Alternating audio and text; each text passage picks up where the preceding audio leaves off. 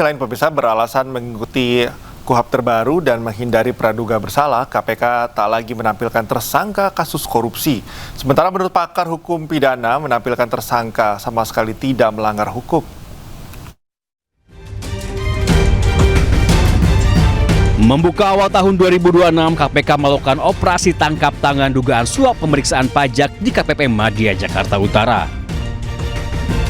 8 orang ditangkap, 5 orang resmi menjadi tersangka.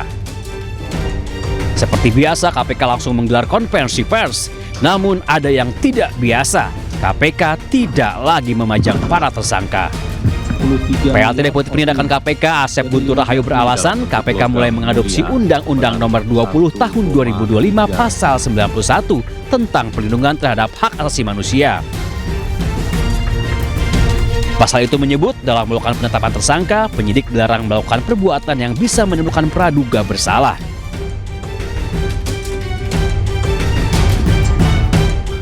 KUHP yang baru itu lebih fokus kepada hak asasi manusia. Jadi bagaimana perlindungan terhadap hak asasi manusia, ada asas praduga tak bersalah. Pakar hukum pidana Abdul Fikar Hajar memiliki pandangan berbeda. Menurutnya pasal 91 tidak melarang penyidik memajang para tersangka. Menurut saya tidak ada aturan yang dilanggar, ya, karena umpamanya itu tadi satu, statusnya masih dinyatakan sebagai tersangka dan semua orang tahu kalau tersangka itu belum bersalah. Korupsi adalah kejahatan luar biasa dan melibatkan penggunaan uang rakyat. Transparansi pun dinilai penting agar rakyat tahu siapa yang menyalahgunakan uang mereka. Tim Liputan iNews melaporkan. Sementara itu, menurut peneliti Pusat Kajian Anti Korupsi UGM Zainur Rohman, untuk kepentingan transparansi publik, KPK perlu membuat standar baru saat mengumumkan tersangka.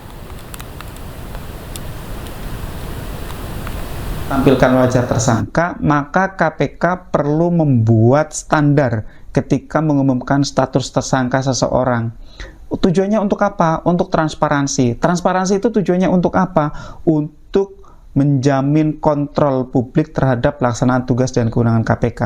Bagaimana tanpa menampilkan wajah tetapi tetap transparan? Ya, ada banyak cara. Salah satu caranya misalnya, ya bisa saja tersangka tetap dihadirkan saat konvers tapi misalnya menghadap ke belakang. Atau yang kedua, benar-benar sama sekali tidak perlu menampilkan tersangka tetapi ada deskripsi tentang tersangka ini. Deskripsi bisa disampaikan oleh KPK mengenai profil dari tersangka ini dengan tujuan untuk transparansi dan akuntabilitas kepada publik. Seorang anggota Satuan Brigade Mobil Polda Aceh, Muhammad Rio, diduga menjadi tentara bayaran di Rusia untuk perang melawan Ukraina. Saat ini ia telah dipecat karena disersi atau lari dari kedinasan tanpa melapor atasan.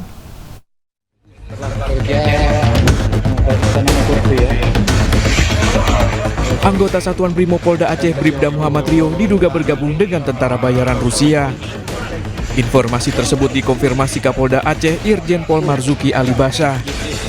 Sebelum meninggalkan tugas, Rio dikabarkan telah memiliki riwayat pelanggaran kode etik profesi Polri dan disidang kode etik Polri pada Mei 2025 atas kasus perselingkuhan hingga nikah siri dengan putusan berupa mutasi dan demosi selama 2 tahun. Rio juga tercatat tak masuk kantor tanpa keterangan sejak 8 Desember 2025. Atas hal itu, Polda Aceh kemudian melakukan pencarian terhadap yang bersangkutan dan telah melayangkan surat pemanggilan sebanyak 2 kali. Pada 7 Januari 2026, Rio diketahui telah bergabung dengan Divisi Tentara Bayaran Rusia. Setelah 8 Desember, mereka sudah daftar. Tanggal 18 Desember, dia sudah 9 Desember dia buat paspor. Terus langsung beli tiket tanggal 18, tanggal 19 berangkat ke Cina, lanjut ke sana. Jadi diindikasi yang bersangkutan sudah berada di sana. Ya, dari hasil itu kita memang sudah, sebenarnya kan dia sudah tidak aktif secara fisik ya, sehingga dapat hukuman sudah 3 kali lah dia, KDRT keluarga. Hasil sidang diputuskan waktu itu yang bersangkutan tidak layak untuk menjadi anggota Polri lagi. Ya, rekomendasikan untuk PTDH. Baru di PTDH kira-kira berapa minggu yang lalu ya. Sebelumnya ada nama Satria Kumbara yang pernah berdinas di Marinir TNI Angkatan Laut. Kabar terakhir menyebut Satria sempat terluka parah saat bentrok dengan pasukan Ukraina di medan tempur. Dari Kota Banda Aceh, Taufan Mustafa, iNews melaporkan. Pemirsa, Menteri Pertanian Andi Amran Sulaiman sebut petani Sumatera digaji saat pulihkan lahan pasca bencana. Pemerintah targetkan pemulihan lahan dapat diselesaikan maksimal 3 bulan.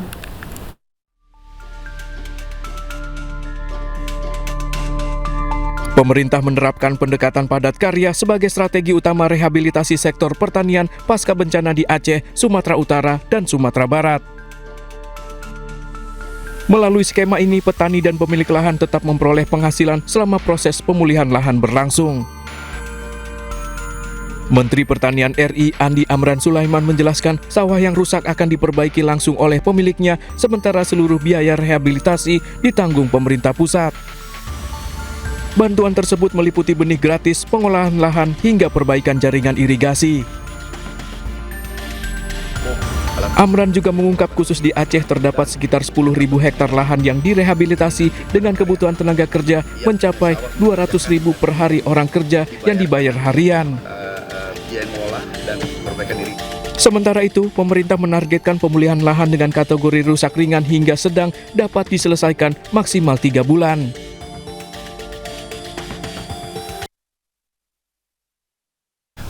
Setelah hampir 2 bulan terputus akibat banjir bandang, akses vital warga di Kecamatan Malalak, Kabupaten Agam, Sumatera Barat akhirnya rampung diperbaiki.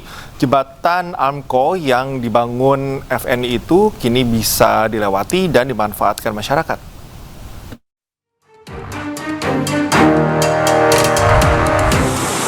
Inilah Jembatan Amco yang menghubungkan sejumlah desa di Kecamatan Malalak, Kabupaten Agam, Sumatera Barat.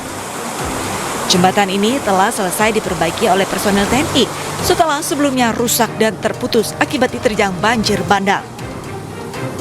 Bencana tersebut sempat memutus total jalur penghubung antar wilayah dan membuat aktivitas warga lumpuh.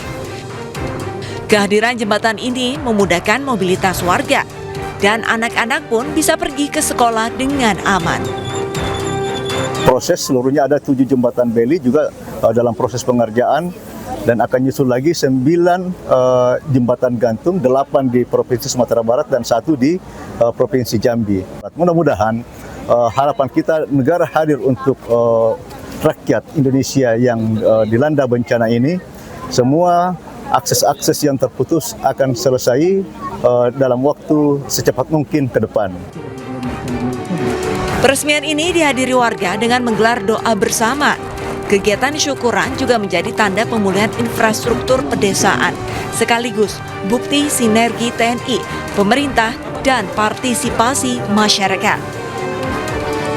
Dari Agam, Sumatera Barat, Wahyu Sikumbang, iNews melaporkan.